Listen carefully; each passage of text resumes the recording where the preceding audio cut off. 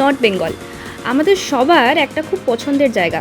প্রাকৃতিক সৌন্দর্যে ভরপুর এই জায়গাটা আমাদের ব্যস্ত জীবন থেকে ছুটি নেওয়ার জন্য একটা সবথেকে ভালো অপশন।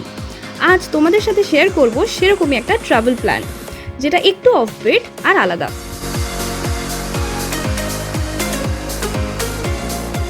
শিয়ালদা থেকে কাঞ্চনকন্যা এক্সপ্রেস ধরে আমরা চলে গেছিলাম মালবাজার জাংশন। এটা একমাত্র ট্রেন যেটা সেবক হয়ে মালবাজার হয়ে আলিপুরদুয়ার যায়। আর এই রেল রুটটা পুরোটাই জঙ্গলের মধ্যে দিয়ে যায়। তো প্রাকৃতিক সৌন্দর্য অসাধারণ। নিউমাল স্টেশন তাই খুব সুন্দর, এমন একটা সুন্দর লোকেশনে যেটার চারিদিকে চা বাগান আর দূরে কুয়াশা নিবৃত পাহাড়।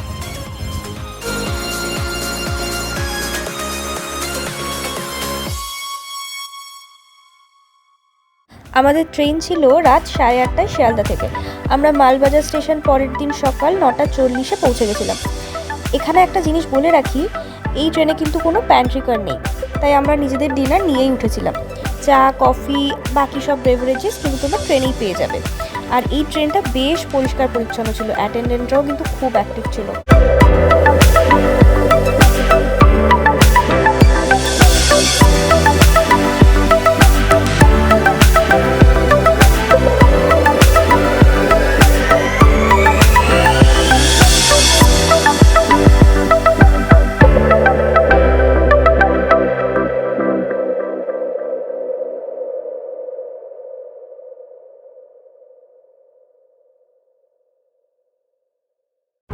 এটা আমাদের ফ্যামিলি ট্রিপ ছিল আর আমরা টোটাল 8 জন ছিলাম।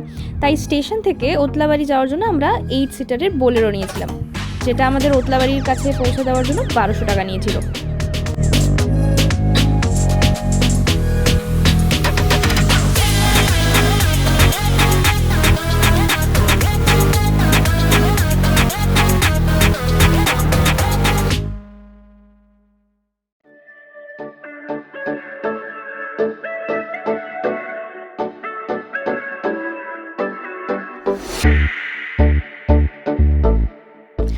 মালবাজারের আশেপাশে 3টে ন্যাশনাল পার্ক আর ওয়াইল্ড লাইফ স্যাংচুয়ারি আছে, যেমন Chapramari wildlife sanctuary, Gorumara national park আর নেওরা ভ্যালি ন্যাশনাল পার্ক।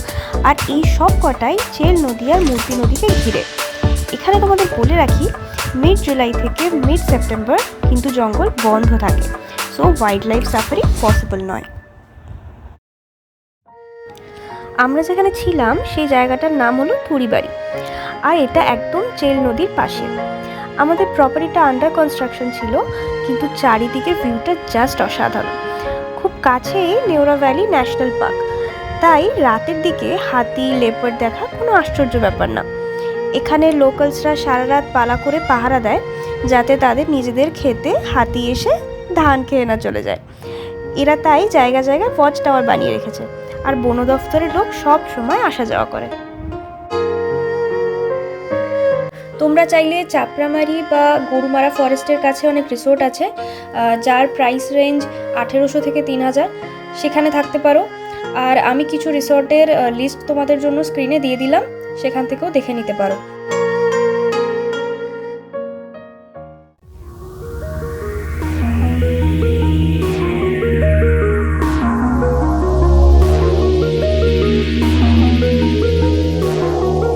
পরের দিন আমরা সকাল সকাল গাড়ি নিয়ে বেরিয়ে পড়েছিলাম সারাদিনের উদ্দেশ্যে।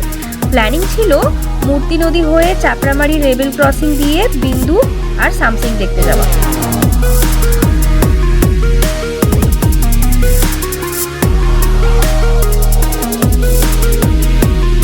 মেন অ্যাট্রাকশন হলো বিন্দু ব্যারেজ ভিউ পয়েন্ট, সামসিং এর চা বাগানের মধ্যে দিয়ে রাস্তা, রকি আইল্যান্ড আর মূর্তি ফলস।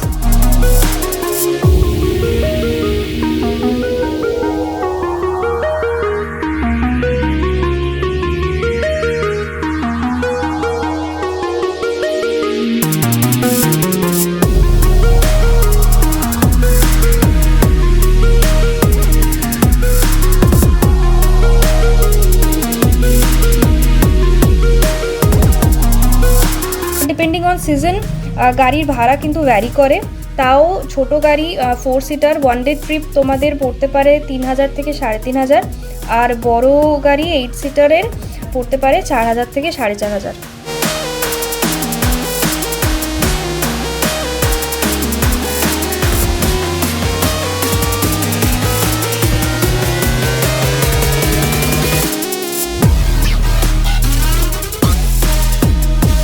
সেদিন রাতটা তুড়িবাড়িতেই থেকে পরের দিন আবার সকাল সকাল বেরিয়ে পড়লাম লাভার উদ্দেশ্যে। রাস্তাটা বলে দিই, আমরা গেছিলাম ডামডিমের মোড় হয়ে গরুবাথানের রাস্তা দিয়ে লাভা। পথে গরুবাথান অবধি চেল নদী তোমাদের ফলো করবে, আর দুদিকে টি এস্টেট আর প্রসেসিং ফ্যাক্টরি। এখানে বলে রাখি, তোমরা যদি 8 সিটার গাড়ি মালবাজার থেকে লাভা যাওয়ার জন্য নাও, নাইট স্টে নিয়ে 3,500 থেকে 4,000 পড়তে পারে। আর ডে ট্রিপ যদি করো ইনক্লুডিং সাইট সিন 5,000 থেকে 5,500 পড়বে।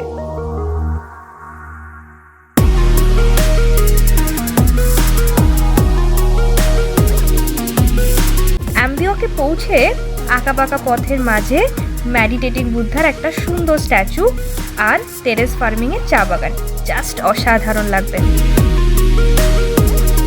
লাভাতে হোটেল ছুটি আমরা আগে থেকেই বুক করে রেখেছিলাম। এই হোটেলটা লাভা মনেস্ট্রির ঠিক পাশেই, খুব সুন্দর একটা লোকেশনে। ব্যালকনি থেকে, রুফটপ থেকে সকাল সকাল কাঞ্চনজঙ্ঘার ভিউটা জাস্ট অসাধারণ লাগবে। তবে যদি কপাল ভালো থাকে তবেই সেরকম ক্লিয়ার ভিউ দেখতে পাবে। আর বর্ষাকালে যদি যাও, ব্যালকনি থেকে মেঘও ধরতে পারবে।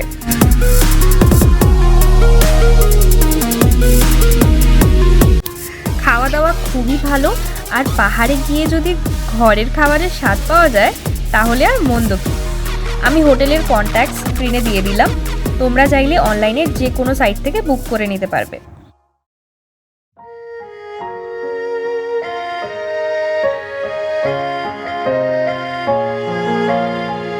সেদিনই আমরা মনেস্ট্রি ঘুরে এসেছিলাম লাঞ্চ করে নেওয়ার পর।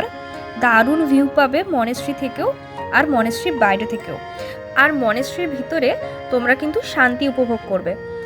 আমরা যখন গেছিলাম তখন ওদের আফটারনুন প্রেয়ার চলছিল, সেটা দেখতে বেশ ভালো লাগছিল। এটা দেখতে হলে কিন্তু তোমাদের 1:30 থেকে 2:30-এর মধ্যে যেতে হবে।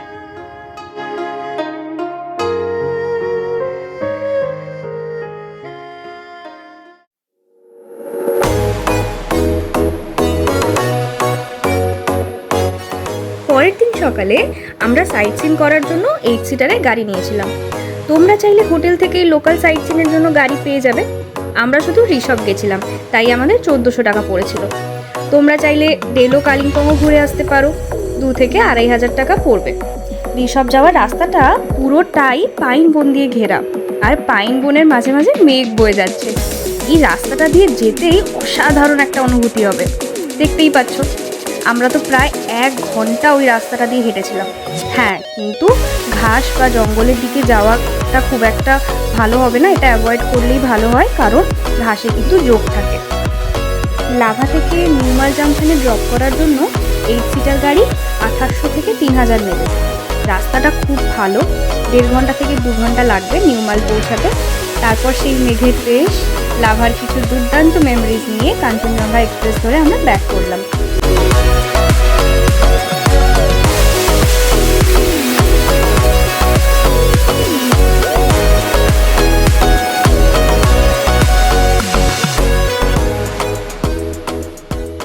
ভিডিওটা কেমন লাগলো জানাবে কমেন্টে। লাইক, শেয়ার আর সাবস্ক্রাইব করতে কিন্তু ভুলবে না।